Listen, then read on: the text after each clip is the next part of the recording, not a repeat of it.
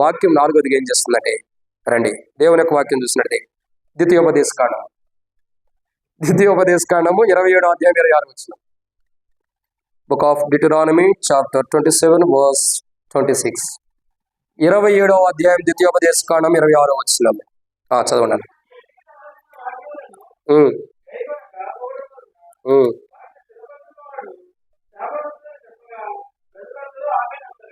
ఏమనాలా? ఇప్పుడు అనొద్దండి, చెప్పిన తర్వాత అనాలో లేదో సరి చేసుకోండి, తెలుసుకోండి. దేవుని వాక్యం ఏమంటుందంటే ద్వితీయోపదేశకాండం 28వ అధ్యాయం 27వ అధ్యాయం 26వ వచనంలో ఏమని రాయబడుతూ వచ్చిందండి? ఈ విధికి సంబంధించిన వాక్యములను గై కొనకపోవటం వలన వాటిని స్థిరపరచిన వాడు శాపగ్రస్తుడని చెప్పగా ప్రజలందరూ చెప్పొద్దని చెప్పా. ఆమెనంటే అవునా జరిగిన కాక అని అర్థం. ఇప్పుడు చూడండి, వాక్యం ఏం చేస్తుంది అని అంటే, నాలుగోదిగా మన ఎడల వాక్యం చేసేది ఏంటి? ఎందుకంటే ఆ వాక్యము మనలో ఉంటే మనం జీవం కలిగిన వారు. జీవం కలిగిన వారిలోనే వాక్యం ఉండేది. కానీ మన ఎడల వాక్యం ఏదైనా చేస్తుందంటే మనలో జీవం ఉందని అర్థం. కానీ వాక్యం ఏం చేస్తుంది? మన ఎడల చేసేవి ఏంటంటే, నాలుగో కోణము వాక్యము గురించి ఇక్కడ రాయబడుతుంది. ఏంటి నాలుగో కోణం? మనము శాపగ్రస్తులము కాదు అవును తెలియపరుస్తుంది వాక్యం. ఏం చేస్తుందండి? మనం శాపగ్రస్తులము కాదో తెలియపరిచేది వాక్యం. శాపగ్రస్తమైన జీవితంలో మనం ఉంటామో లేదో తెలియపరిచేది వాక్యం. ఆ శాపగ్రస్తమైన జీవితాన్ని మనం కొనసాగిస్తున్నామో లేదో తెలియపరిచేది వాక్యం. ఒక్క మాటలో చెప్పాలంటే వాక్యము మన ఎలా చేసేది ఏంటంటే, నువ్వు శాపగ్రస్తుడు అయితే శాపగ్రస్తుడు అని తెలియపరుస్తుంది. నువ్వు శాపగ్రస్తుడు కాకపోతే శాపగ్రస్తుడు కావని తెలియపరుస్తుంది. ఒక మాట అది. నీవు కానీ నేను కానీ శాపగ్రస్తమైన విధానములు ఉండామో లేదు, ఆ యొక్క అనుభవం ఉండామో లేదో తెలియపరిచేది వాక్యం. చూడండి, వాక్యం ఏం చేస్తుంది? మనం శాపగ్రస్తులం అంటే శాపగ్రస్తులం అని చూపిస్తుంది మనకి. ఇక్కడ రాయబడుతుంది ఏమని? ఈ వాక్యము గై కొనకపోవటం వల్ల వాటిని స్థిరపరిచిన వాడు శాపగ్రస్తుడు. అంటే ఏదైతే వాక్యాన్ని నీ కొరకు దేవుడు ఇస్తూ వచ్చాడో ఆ వాక్యాన్ని గై కొనకపోతే నువ్వు ఆ వాక్యాన్ని రాసి పెట్టుకున్న శాపగ్రస్తుడే. అప్పుడు ప్రజలు ఆమేననాలట. ఏమనాలా? అప్పుడు ప్రజలు ఆమేననాలి. ఎప్పుడు? ఏదైతే వాక్యం ఉందో దాన్ని గై కొనుకోకుండా, ఆ వాక్యాన్ని శ్రద్ధగా విననప్పుడు, ఆ వాక్యాన్ని గై కోరుకోకుండా, ఆ వాక్యాన్ని శ్రద్ధగా వినుకోకుండా, అయోగ్యమైన జీవితం కలిగి ఆ వాక్యాన్ని సరైన విధానంలో తెలుసుకోకుండా, మంచి మార్గంలో వెళ్ళకోకుండా, వాక్యం సరిగా వినకపోయినప్పుడు శాపగ్రస్తులమే. ఎలాంటి వారు? శాపగ్రస్తులమే. అప్పుడు వాక్యం చెబుతుంది, అయ్యా నువ్వు శాపగ్రస్తుడివి. ఎప్పుడు చెబుతుంది వాక్యము? మనం దేవుని దగ్గరకు మధ్యాకాశాన్ని కొనిపోబడినప్పుడు కాదండి వాక్యం చెప్పేది. ఎప్పుడు చెబుతుంది? భూమి మీద ఉన్నప్పుడే మనం శాపగ్రస్తులమో కాదో తెలియపరుస్తుంది. ఒకవేళ నువ్వు శాపగ్రస్తమైన జీవితాన్ని జీవిస్తుంటే నువ్వైనా నేనైనా, ఇదిగో పలానా పనిని బట్టి, పలానా పరిస్థితిని బట్టి, పలానా క్రియని బట్టి, పలానా నడవడికని బట్టి, పలానా ప్రవర్తన బట్టి నువ్వు శాపగ్రస్తుడివి అని వాక్యం మనకు గుర్తు చేస్తాం.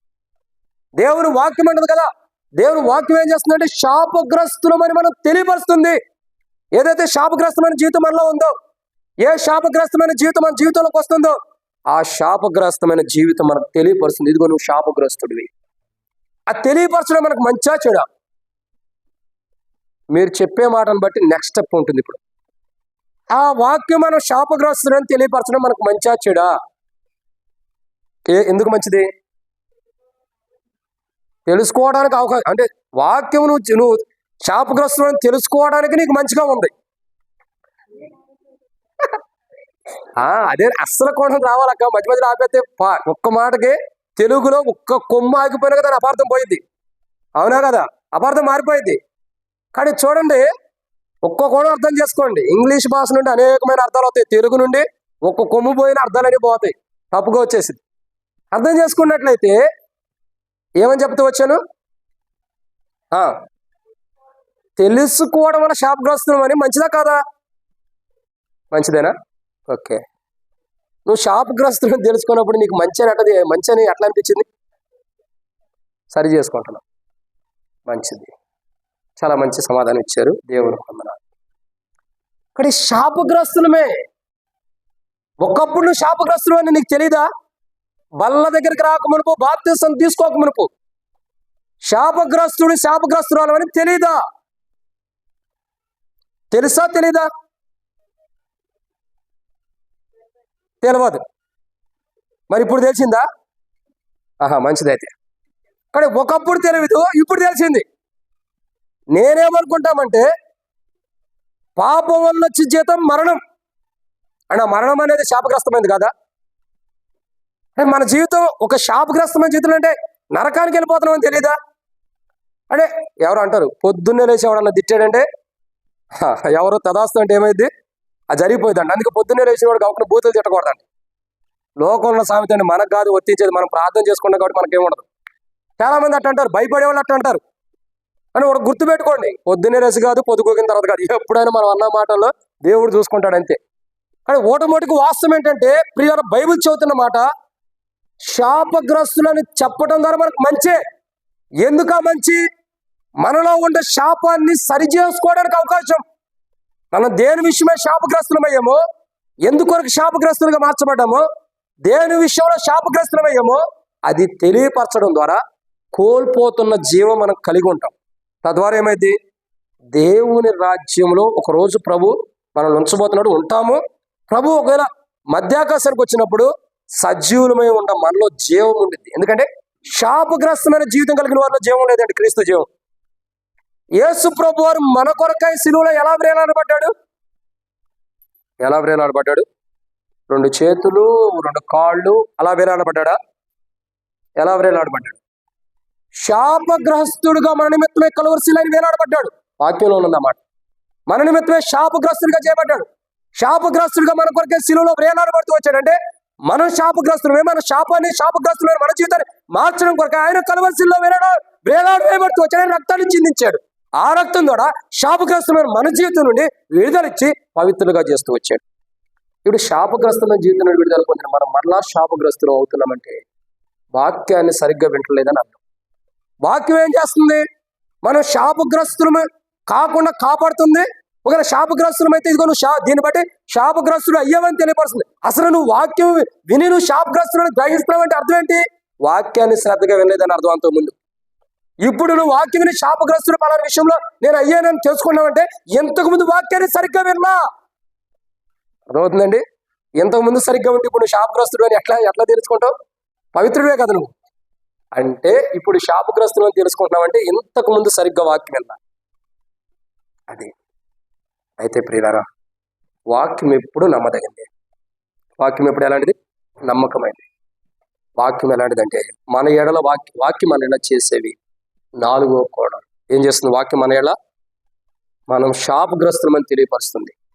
తద్వారా ఆ శాపగ్రస్తమైన జీవితాన్ని సరి చేసుకోవడానికి అవకాశం ఇప్పిస్తుంది. మన జీవితంలో కార్యసిద్ధి కలుగు చేస్తుంది పరిశుద్ధాత్ముడు వాక్యము ద్వారా. కాబట్టి వాక్యము మంచిదే. ఏం మంచిది? వాక్యం మంచిదే. మన శాపగ్రస్తులను తెలియపరచడం ద్వారా. ఎందుకు? ఆ వాక్యము మనలో ఉన్న శాపాన్ని సరి చేసుకోవడానికి. ఎప్పటికైనా ఆ వాక్యాన్ని శ్రద్ధగా వినటం కొరకై విననటువంటి శాపగ్రస్తమైన జీవితాన్ని సరి చేసుకోవడానికి అవకాశం ఇస్తుంది. ఇక నుండి మనం ఏం చేయాలా? ఇప్పుడు చెప్పండి, వచ్చే వారానికి చెప్పాలి. శాపగ్రస్తులుగా ఉండకూడదు. శాపగ్రస్తులుగా ఉండకూడదు అంటే ఏం చేయాలా? ఆగక్క, ఇప్పుడు వాక్యాన్ని శ్రద్ధగా వినాలి. అప్పుడు శాపగ్రస్తుడికి వచ్చేవారు నువ్వు ఉండకూడదంటే ఇప్పుడు ఏం చేయాలి? వాక్యాన్ని మరి అదే కదా నేను చెప్పింది. గత వారంలో గత దినాల్లో సరిగ్గా వినలేదానికి ఇప్పుడు శాపగ్రస్తులు అని తెలుసుకుంటుంది. సరిగ్గా వాక్యం గత వారాలు అంటే నువ్వు శాపగ్రస్తుడు ఎవరంటావు? మంచివాడుగానే ఉంటాం కదా. ఇప్పుడు వినలేదు కాబట్టి శాపగ్రస్తులమే. ఇప్పుడైనా వింటే వచ్చే దినాల్లో మన శాపగ్రస్తులు ఉండవు. ఇప్పుడు కూడా పెడచేయని పెడితే ఇక అదే స్థితి. కాబట్టి శాపగ్రస్తులు మన వాక్యం మన ఎలా తెలియపరుస్తుంది. ఆ శాపగ్రస్తమైన జీవితాన్ని సరి చేసుకోవడానికి ఇదేనమాట. ఇక 5వ విషయం చూద్దాం. సార్ బయట చూడండి అన్న శ్యామల. 5వ మాట, 5వ విషయం, కీర్తన గ్రంథం 119 అధ్యాయం 130 వచనం. కీర్తన గ్రంథం 119 అధ్యాయం 130 వచనం. 5వ మాట త్వరగా ఎంతవరకు వచ్చిందో.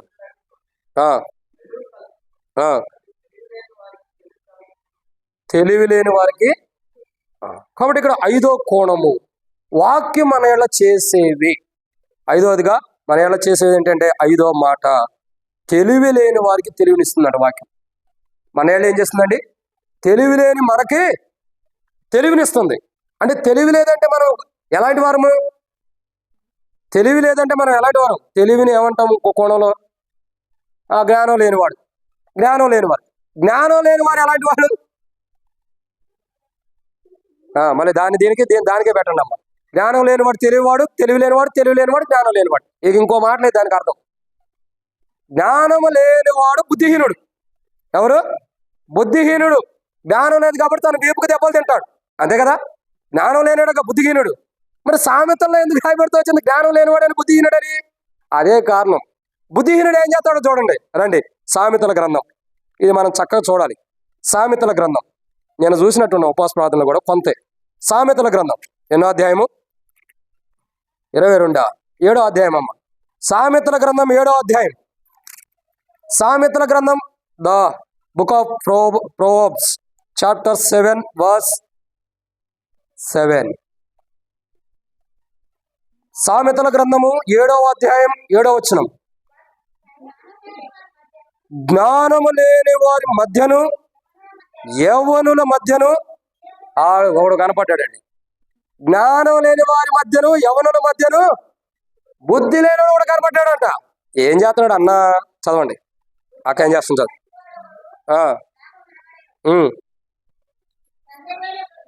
ఇక నేను చదువుతా చూడండి అక్క, నాకు కూడా ఆకలి అవుతుంది, త్వరగా ముగిస్తా. సంధ్య వేళ ప్రొద్దుగుంగిన తర్వాత చిమ్మ చీకటి కలగా రాత్రి వేళ వాడు జారాశ్రీ సందు దగ్గరనున్న వీధిలో తిరుగుచుండెను. ఇప్పుడు చెప్పండి ఏం చేస్తాడు?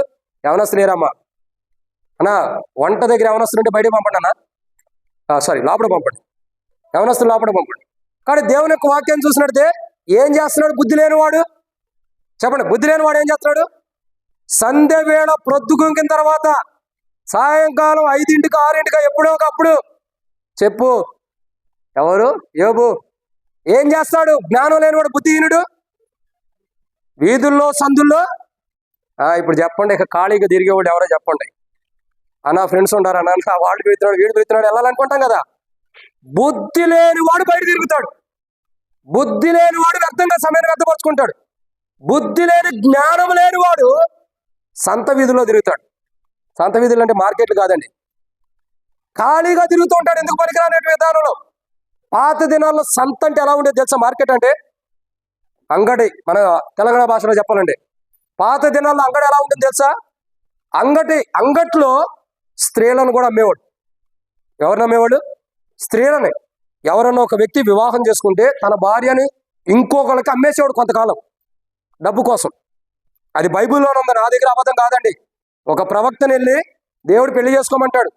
ఆ ప్రవక్త చెబుతాడు నువ్వు వెళ్ళి వ్యభిచారిని పెళ్లి చేసుకోమని. ఆమె ద్వారా పిల్లలు కన్న తర్వాత ఏం చేయాలన్న దేవుడు చెబుతాడు, బైబిల్లోనే ఉంది. మళ్ళా తిరిగి అదే సంతలో అమ్మేసే వదిలేస్తాడు. ఒక వ్యక్తి ఆమెను ఏం చేస్తాడు? మరలా కొనుక్కుంటాడు. ఆమె వయసు అయిపోయిన తర్వాత ఆమెను తీసుకొచ్చి మళ్ళీ సంతలో అమ్మేస్తాడు. ఒకప్పుడు అలాంటి మార్కెట్ ఉండేది. ఒకప్పుడు ఈ వ్యక్తి ఎందుకు తిరుగుతున్నాడు సంత వీధుల్లో? సంత వీధుల్లో ఎందుకు తిరుగుతున్నాడు? వాడు జారాశ్రీ సందు దగ్గరనే ఉంటాడు. ఇంకేడా బాటలు ఆడి అటు ఇటు అటే తిరుగుతున్నాడు. బుద్ధి లేనాడు, జ్ఞానం లేనటువంటి వాడు, జారాశ్రీ వ్యభిచారం చేసేటువంటి స్త్రీలు, జాగ్రత్తం కలిగిన స్త్రీలు ఉన్నటువంటి నివసించే ప్రాంతంలోనే పైకి కిందకి ఆ మార్గంలో అటు ఇటు తిరుగుతున్నాడు, కానీ ఇంకో మార్గాన్ని వెళ్తాడు. బుద్ధి లేనటువంటి వారు ఇలాంటి జీవితాన్ని కలిగి ఉంటారు. బుద్ధి లేని వారు ఇలాంటి అనుభవం కలిగి ఉంటారు. చూడండి, బైబిల్ స్పష్టంగా ఉంటుంది, వాడు జారాశ్రీ సందు దగ్గర వీధిలో తిరుగుచుండెను. దాని ఇంటి మార్గంలో నడుచుచున్నాడంటే ఇంకో మార్గాన్ని వెళ్తాలా. ఏ మార్గంలో వెళ్తాడు? ఆ మార్గంలో ఇంకో మార్గంలో వెళ్తాలా. నీకు దేవుడు ఎన్ని మార్గాలు పెట్టలా? ఎన్ని మార్గంలో నడిపిస్తాడు దేవుడు నిన్ను? ఒక చక్కటి మార్గంలో దేవుడు నడిపిస్తుంటే జారాస్త్రీ ఉన్న మార్గంలోనే నడుస్తారంట ప్రజలు. అంటే సాతాను మార్గంలోనే ఎక్కువ నడుస్తారు, దేవుని మార్గంలో నడవరు. వాళ్ళందరూ బుద్ధిహీనమైన వారే. దేవుని మార్గాన్ని కాదు అనుకుని జ్ఞానం లేని మార్గంలో నడిచే ప్రతి ఒక్కరూ బుద్ధిహీనులే. రక్షించబడి బుద్ధిహీనమైన జీవితం నుండి కాపాడబడి రక్షించబడిన మనము ఇంకా బుద్ధిహీనులుగా ఉన్నామంటే అది దేవుని నామానికి అవమానం, మనకు కాదు. ముందల ఎవరికి అవమానం?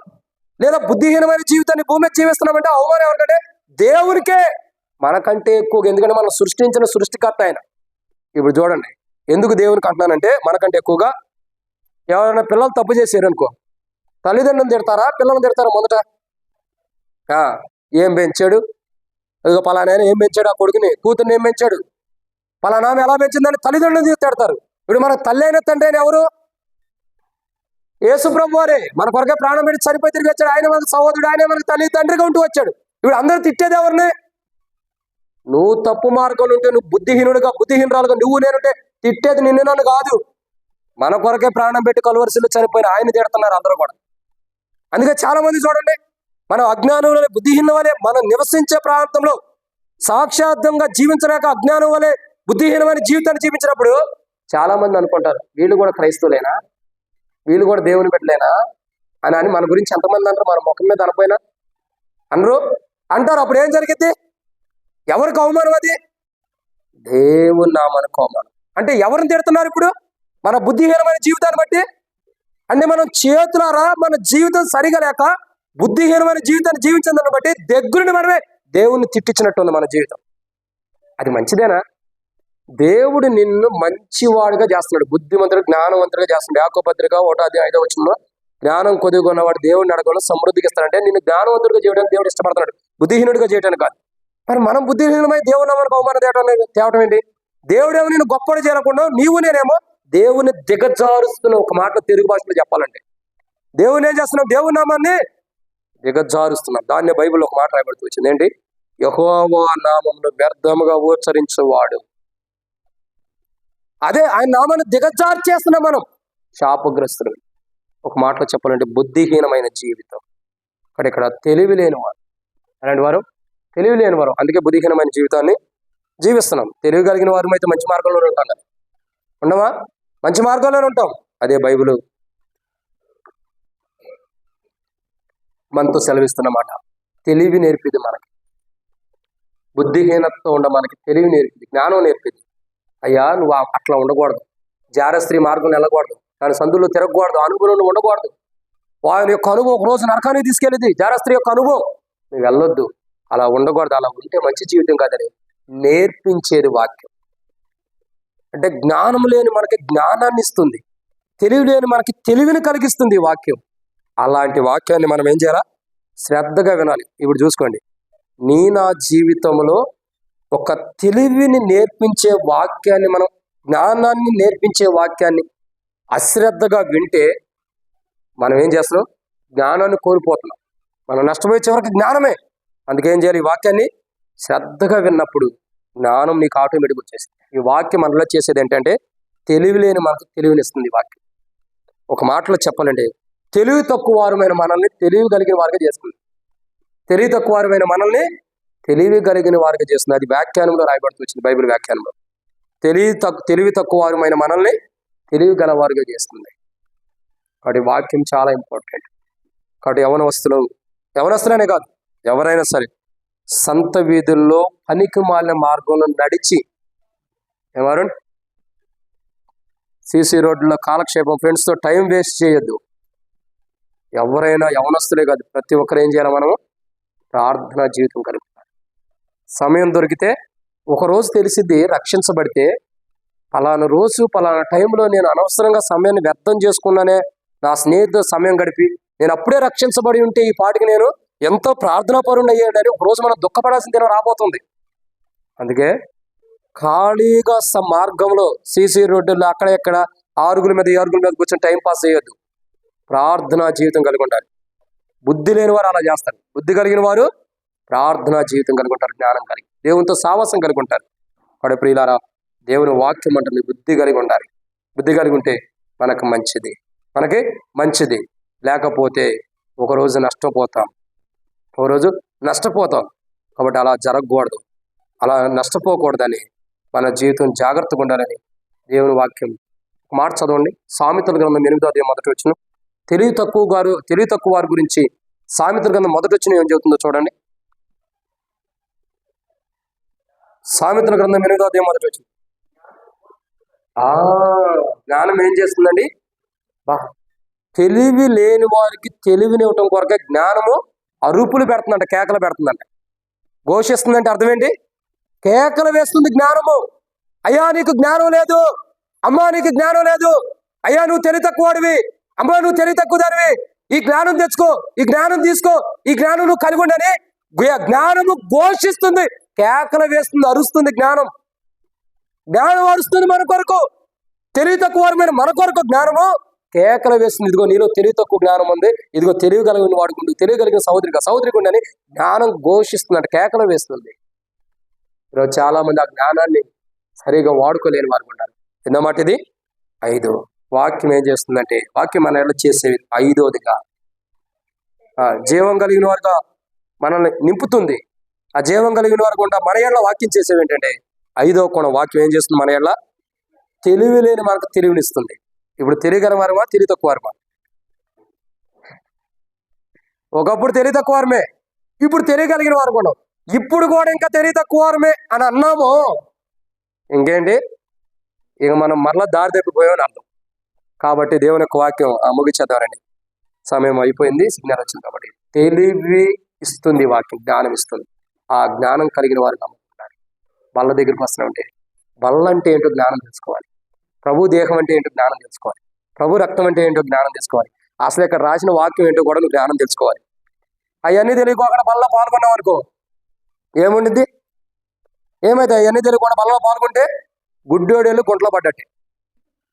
లేదా గుడ్డోడు గుంట్లో పడ్డాడంటే తిరిగి గుంట్లో పడ్డాడు, కళ్ళుండి కూడా గుంట్లో పడ్డావంటే ఇక మనంత దౌర్భాగ్యమైన స్థితి ఇంకోటి ఉండదు. తెలిసి గుంట్లో పడతాం. అది అంటే జ్ఞానం లేకుండా బల్లలో పాల్గొంటే, తెలివి లేని వారుగా, తెలివి తక్కువ వారుగా బల్లలో, బల్ల గురించి తెలియకుండా బల్ల పాల్గొంటే ఆ బల్ల, ఆ దేహం మన దగ్గర రావడానికి, ఆ రక్తం మన కొరకు రావడం, మన దగ్గర రావడానికి ఆ యేసు ప్రభువు కలవరిశిల ఎంత ఖైదాన్ని చెల్లించాడు, అది ఎరగకుండా, అది తెలియకుండా, బల్ల గురించి జ్ఞానం లేకుండా బల్లలో పాల్గొంటే ఒక రోజు జ్ఞానం లేని వారు ఎక్కడ నరకంలో ఉంటాడో అక్కడికి వెళ్తాం. అంతే. అది వాక్యం ఇప్పుడే చెబుతుంది. తెలివి తక్కువ వారు ఎవరైనా ఉంటే బల దగ్గరికి రాకముందే సరి చేసుకుని తెలియగలిగిన వారికి బలలో పాల్గొనాలి. ఇప్పుడు తెలివి ఇవ్వటానికి మనకి వాక్యం మనకి సమీపంగా ఉంది. ఇదేనమాట 5. 6 విషయం చూద్దాం. మత్తయి సువార్త, మత్తయి సువార్త 13వ అధ్యాయం 23 వచ్చింది. Matthew's gospel chapter 13 verse 23. మత్తయి సువార్త 13వ అధ్యాయం 23 వచ్చినాం. ముందులుండే వారికి మేలు ఈ చెవుడు వచ్చిన మిషన్లు పెట్టాలి. వీళ్ళందరూ కూడా పద్దాకలు అడుగుతానే చదవక్క.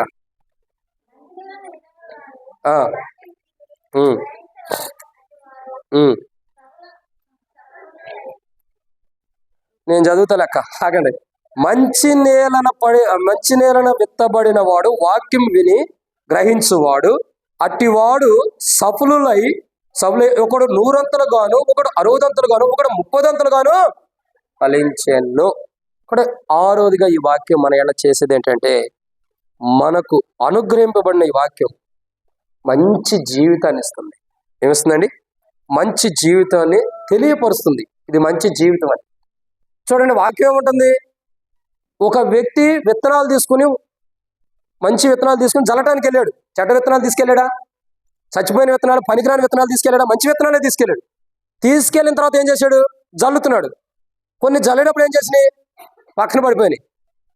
ఆ ఆల్రెడీ కాకులు ఏం చేస్తున్నాయి? రెడీగా ఉన్నాయి కాబట్టి కాకులు ఎత్తుకెళ్ళిపోయినాయి. 2 ముళ్ళ పొదల్లో పోండి.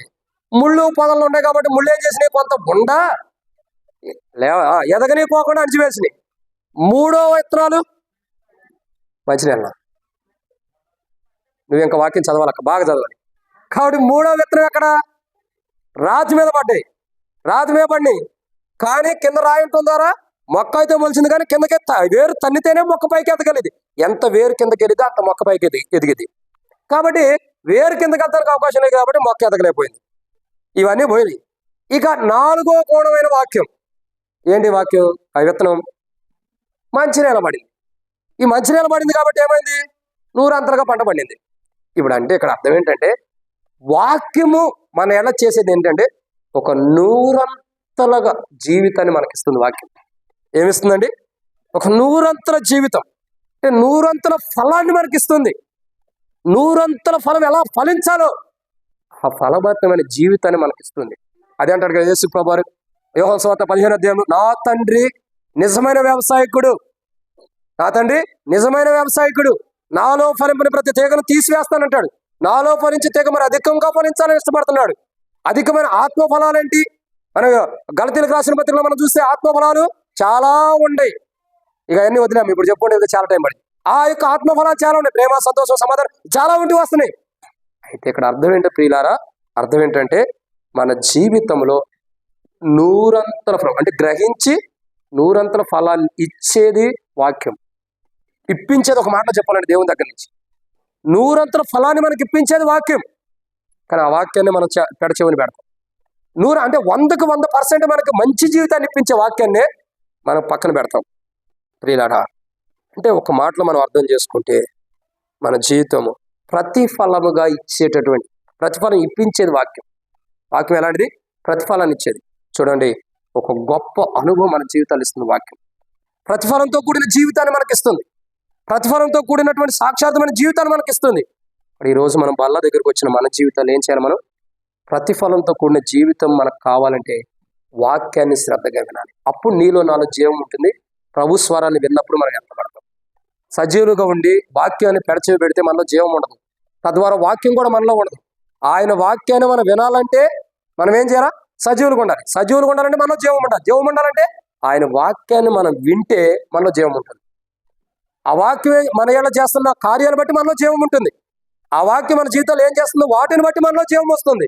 ఆ వాక్యాన్ని సరిగ్గా వినకపోతే ఆ జీవం మనలో ఏడుంటుంది. మనం ప్రభు కడబోర ఊదినప్పుడు ఎత్తబడిన తర్వాత ఎక్కడికి వెళ్తాం? మనం ప్రభు యొక్క బోర వినబడినప్పుడు సంఘంగా ఎత్తబడుతున్నాం మధ్యాకాశానికి, తర్వాత నరకానికి వెళ్తాం. ఆ నరకం వెళ్ళే జీవితం రాకూడదని సజీవులమే కానీ జీవం కలిగిన వారుగా పరలోకంలో అడుగు పెట్టాలని, పరలోకంలోకి మనం ప్రవేశించాలని దేవుడు ఏం చేస్తున్నాడు? మనల్ని దేవుని వాక్యాన్ని వినమంటున్నాడు. ఆ వాక్యాన్ని వింటే వాక్యం ఏం చేస్తుంది? మనకు గ్రహింపునిచ్చే జీవితాన్ని తెలియపరుస్తుంది. దాని ద్వారా మనకి నేర్పిస్తుంది. ఈ వాక్యము మనల్ని ఒక ప్రతిఫలంతో కూడిన జీవితాన్ని ఇప్పిస్తుంది. మనకేం చేస్తుందండి? ఒక ప్రతిఫలంతో కూడిన జీవితాన్ని ఇప్పిస్తుంది మనకి. అట్టి ప్రతిఫలంతో కూడిన జీవితం మనకు ఉండాలంటే వాక్యాన్ని వినాల్సిందే. వాక్యం పెడచెవిని పెడితే ఏ ఒక్క క్షణం నువ్వు వాక్యాన్ని పెడచెవి పెట్టినా ఆ క్షణంలో ప్రతిఫలం దేవుడు ఇచ్చేది బాగొట్టుకుంటాం. అర్థమవుతుందండి? ఇప్పుడు వీళ్ళు వస్తున్నారు, ఏడైపోయి మనం చూస్తాం. నేను చెప్పి ఇంత గొంతు చేసుకుని మాటలు గుర్తుంచుకోరు. వాళ్ళ వైపే శబ్దం వినపడుతుంది అనుకుంటాం. ఏం చెప్పానంటే ఇటు చూస్తాం. ఒక్క క్షణం ఎవరో వెళ్తున్నారు వాళ్ళ వైపు మనసు పెడితే ఒక్క క్షణములో దేవుడిచ్చే ప్రతిఫలాన్ని, ఆ క్షణం ప్రతిఫలాన్ని పోగొట్టుకుంటాం.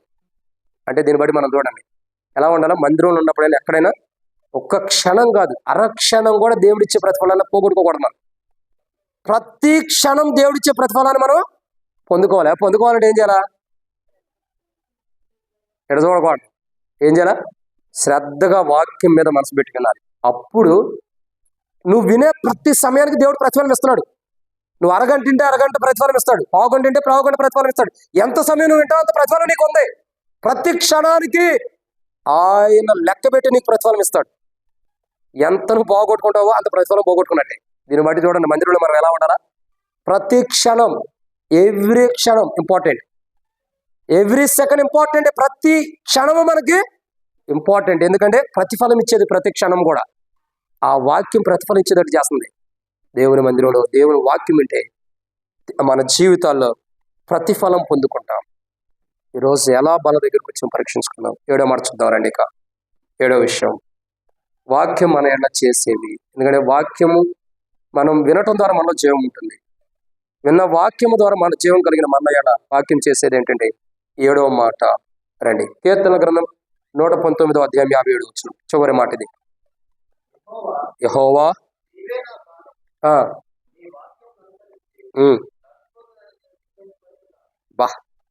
యెహోవా నీవే నా భాగము, నీ వాక్యమును అనుసరించి.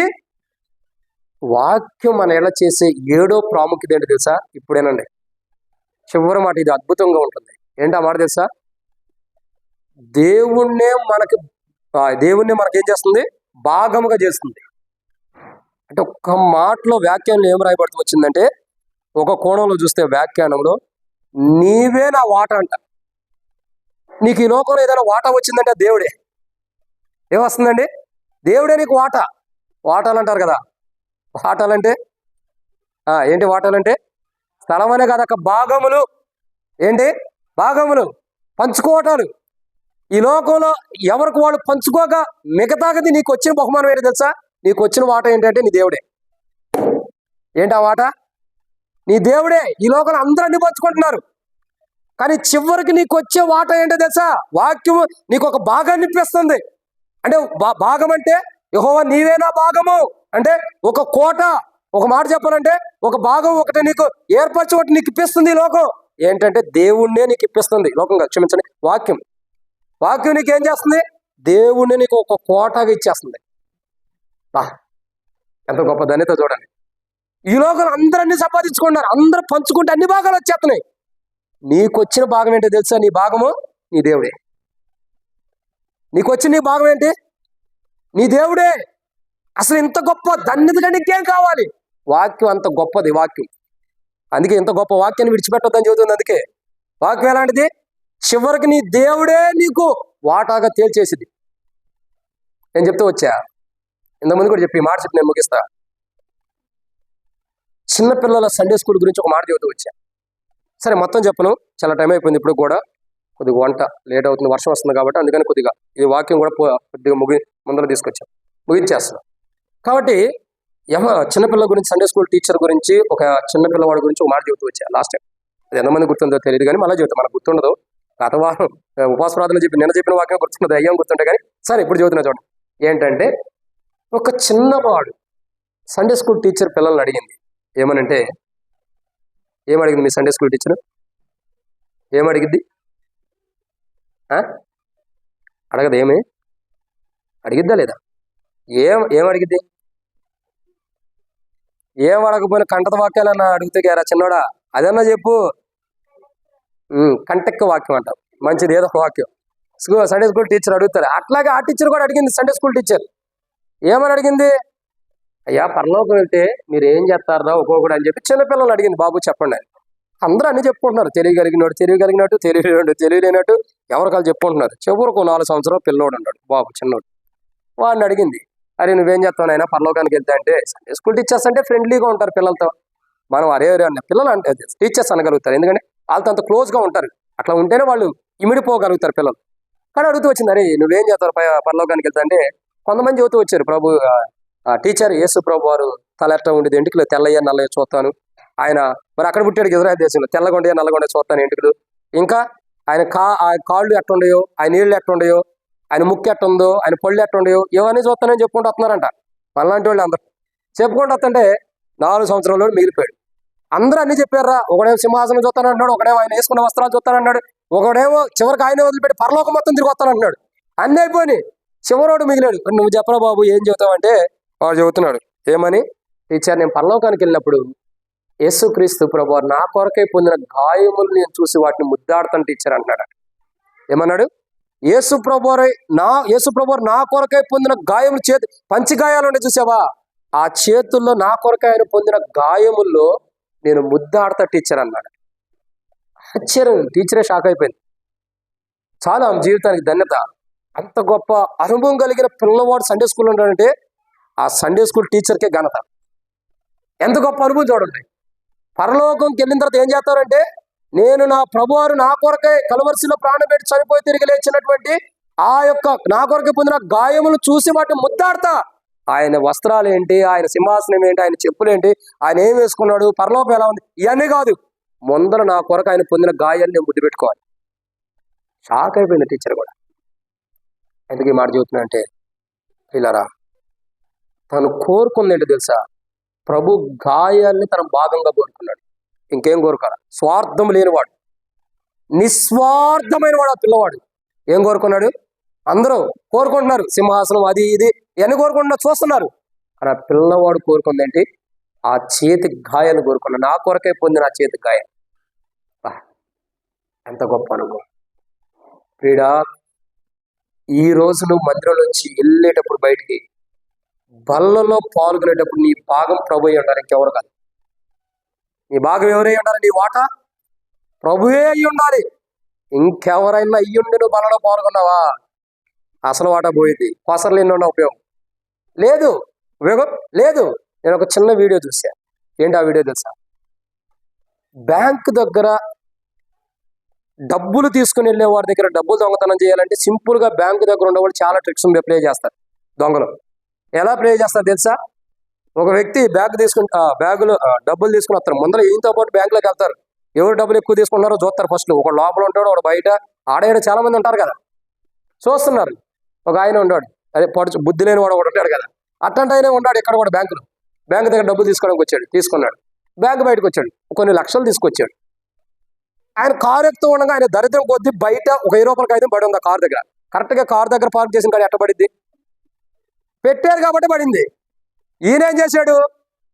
ఆ చేతిలో ఉన్న డబ్బులని పక్కన పెట్టి ఈ 1000 రూపాయల కాగితం తీసుకుంటున్నాడు. ఈయన తీసుకునే లోపల ఆ పక్కన కారు పక్కన ఉన్నవాడు ఏం చేశాడు? ఈ బ్యాగ్ ఎత్తిపోయాడు.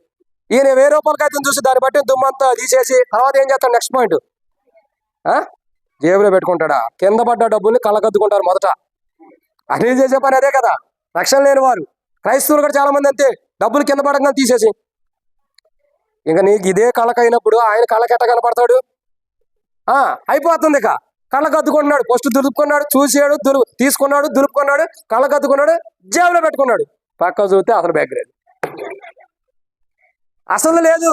కూటి కొరకు జ్యేష్ఠత్వాన్ని పోగొట్టుకున్న కయ్యూరు వలే ఎవరు ఏసేవు వలే ఎవరున్నారు? ఈ పడుచువాడు కనపడుతుంటే ఇక్కడ ఆయన కూటి కొరకు 1000 రూపాయల కొరకు ఏం చేశాడు? అసలు దాన్ని పోగొట్టుకున్నాడు. ఆయన అంతే కదా. కూరగా నేను ఈరోజు అదే కూర వండిద్దాం అనుకున్నా, కలగూరలు వంట వండిద్దాం అనుకున్నా, చిక్కుడుకాయలు వంట. ఎలిజన్న ఎందుకులే అన్న అన్నాడు, ఏదో కూర వండిద్దాం అంటే ఇది కూడా తింటారు లేదనుకున్నా. ఇక్కడ కూటి కొరకు తన జ్యేష్ఠత్వాన్ని పోగొట్టుకున్న వ్యక్తి ఏసేవు అయితే, మరి ఆ వ్యక్తి ఏం చేశాడు? 1000 రూపాయల కోసం లక్షలు పోగొట్టుకున్నాడు. ఈ మాట ఎందుకు చెప్పింది తెలుసా? నీవు నేను ఈ లోకంలో అశాశ్వతమైన భాగమని కొట్లాట్లు గొడవలు కలిగి శాశ్వతమైన భాగాన్ని పోగొట్టుకుంటున్నావు. శాశ్వతంగా నీకు ఇవ్వబడుతున్న కోట పోగొట్టుకుంటున్నావు. ఏంటి ఆ కోట తెలుసా? ఏంటి ఆ కోట? దేవుడే.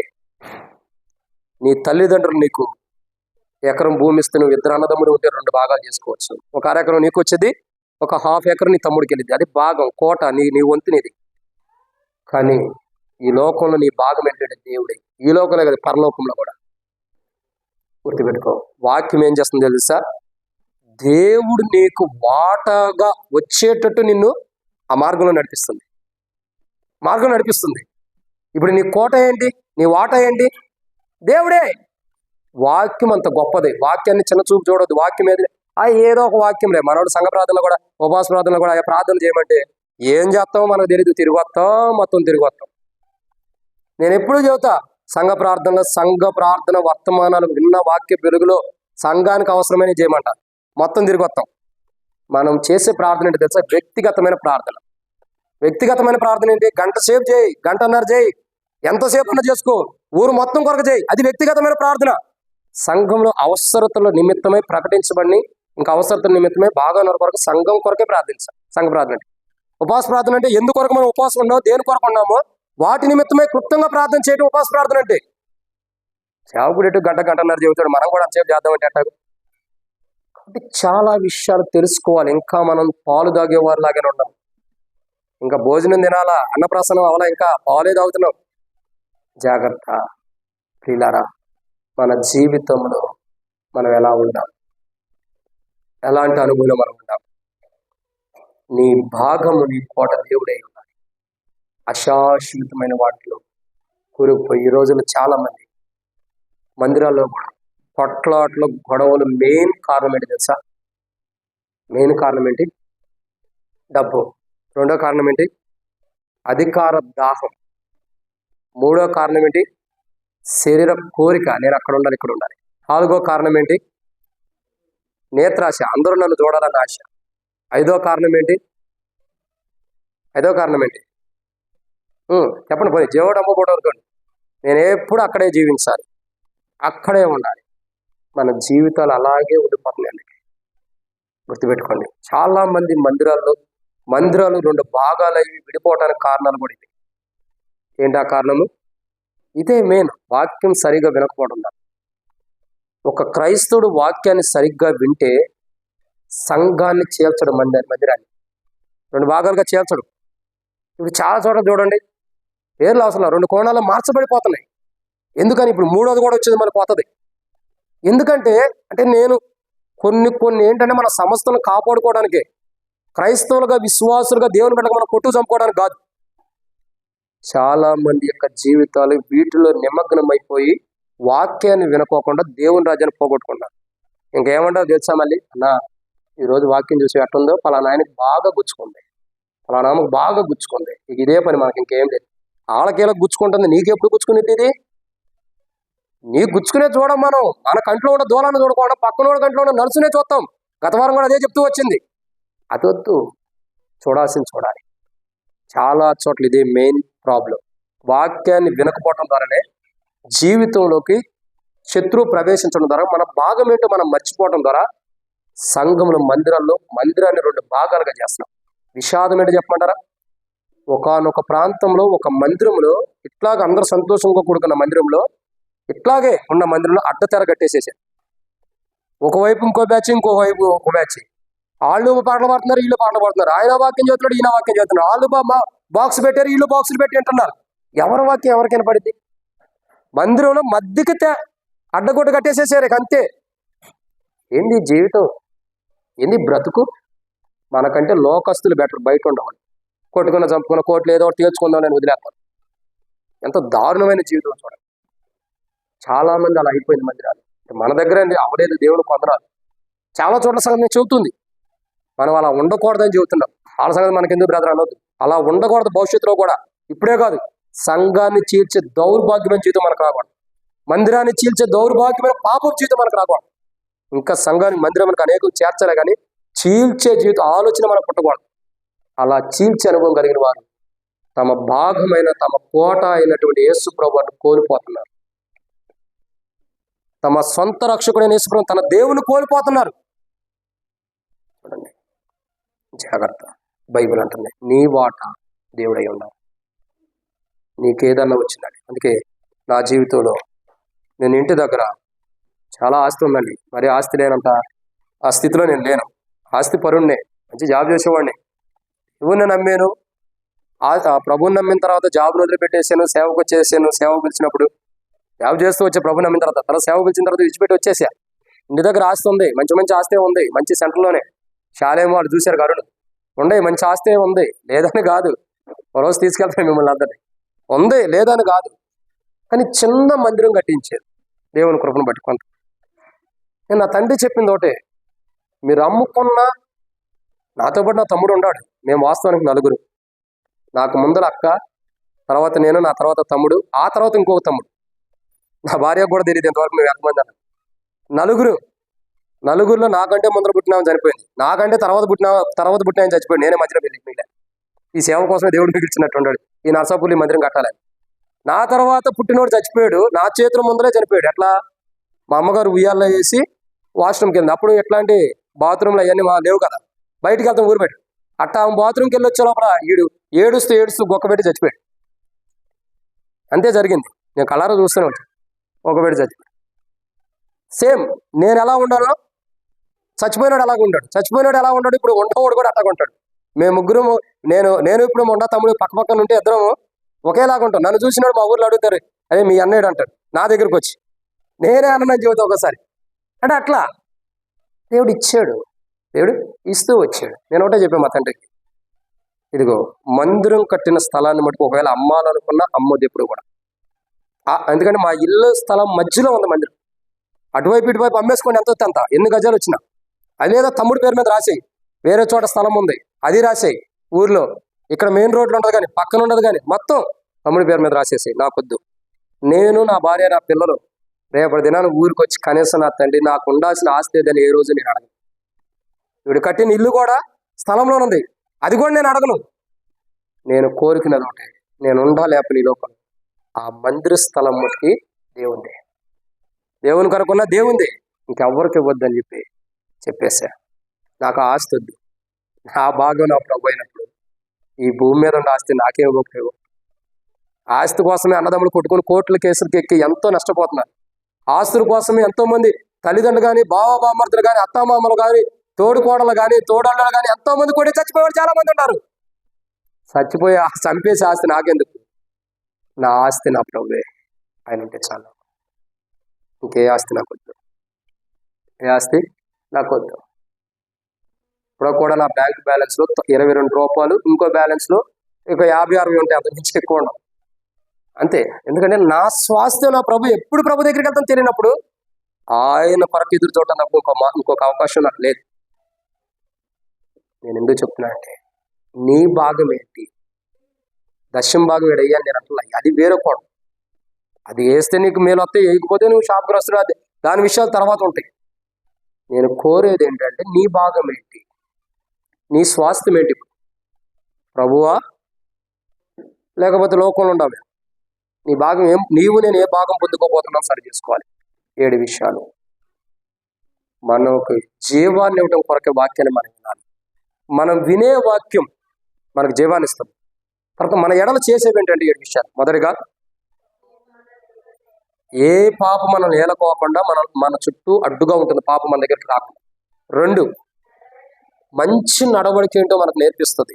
3, మన త్రోవల్లో వెలుగుగా ఉంటుంది, చీకటి త్రోవల వైపు వెళ్ళకోకుండా కాపాడుతుంది. 4, శాపగ్రస్తులమని మనకు తెలియపరుస్తుంది. 5, తెలివి లేని మనకు తెలివినిస్తుంది. 6, మంచి జీవితాన్ని ఇస్తుంది. 7, మంచి జీవితం ప్రతిఫలంతో కూడిన జీవితాన్ని ఇస్తుంది.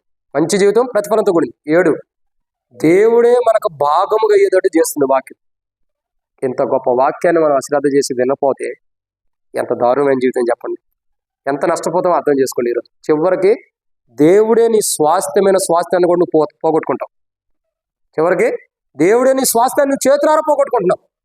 అంటే వాక్యాన్ని వినకపోతే, ఏ రోజు వినకపోయినా, ఏ రోజు అశ్రద్ధ పెరచవి పెట్టినా, ఆ రోజు నీ దేవుడే నీ స్వాస్థ్యమైన దేవుడిని పోగొట్టుకుంటావు. అది ఆ జీవితాన్ని జీవించే ఉపయోగం ఏంటి? జీవించకపోతే ఉపయోగం ఏంటి? జీవించిన ఉపయోగం లేదు, జీవించకపోయినా ఉపయోగం లేదు. ఎంత జీవించే జీవితం ఎందుకు? దేవుని దగ్గరికి వెళ్ళాలి, దేవుని దగ్గర నేను ఉండాలనే కదా. ఆ స్వాస్థ్యాన్ని కలిగి ఉండాలన్నదే దేవుడి ఉద్దేశం. రండి, ప్రార్థన.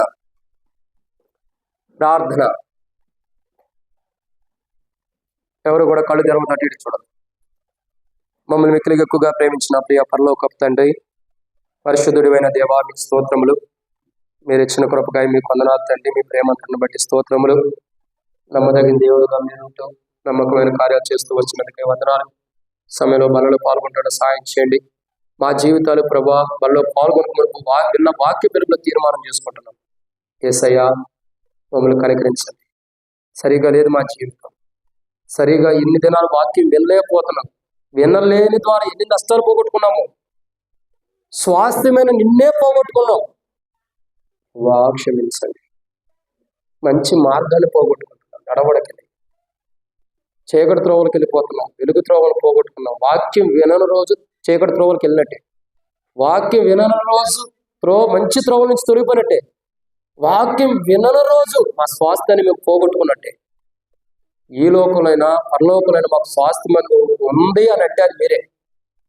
ఇంకేమీ లేదు మా స్వాస్థ్యాన్ని మేము పోగొట్టుకున్నాం ప్రభా ఇన్ని దినాలు. అంటే మేము సరిగా వాక్యం వింటే మాలో జీవం ఉండేది కాబట్టి ఆ వాక్యము మాకు స్వాస్థ్యమైన దేవుని మాకు ఇచ్చేటట్టు మాకు నడిపించింది. ఆ శ్వాసను ఆ వాటాన్ని మేము పొందుకునేటట్టు నడిపించింది. కానీ ఇప్పుడు మేము పోగొట్టుకున్న స్థితిలో ఉన్నాం. యేసయ్యా, నన్ను క్షమించండి. మీ రక్తంతో కడగండి ప్రభువా. మీ పరిశుద్ధమైన పావనమైన రక్తంతో మమ్మల్ని కడగండి.